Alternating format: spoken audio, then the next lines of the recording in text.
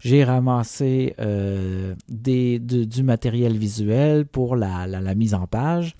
C'est-à-dire que j'ai travaillé sur trouver quelle police de caractère, quel type de fond, des fonds parchemin, trouver aussi comment faire pour rendre ça visuellement intéressant, c'est-à-dire en deux colonnes avec des titres, des polices de titres. Ça m'a permis j'ai trouvé tout ça, j'ai ramassé mon information, l'interligne, l'espacement des lettres, et puis je suis arrivé à quelque chose qui était très satisfaisant de mon point de vue.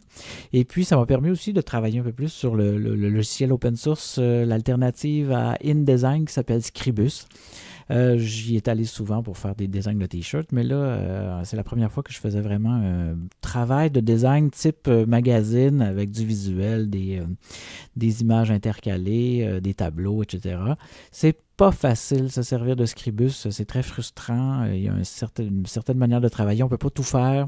Il y a des choses qui se font naturellement dans InDesign qui se font pas dans Scribus, il faut le faire en plusieurs étapes et le refaire, l'open source est très en retard sur ce qui s'appelle le non-destructive editing, ce qui fait qu'il faut sauvegarder beaucoup, mais tout ça est open source et puis on n'a pas à payer 30 ou 40 dollars par mois à Adobe pour arriver à un beau résultat.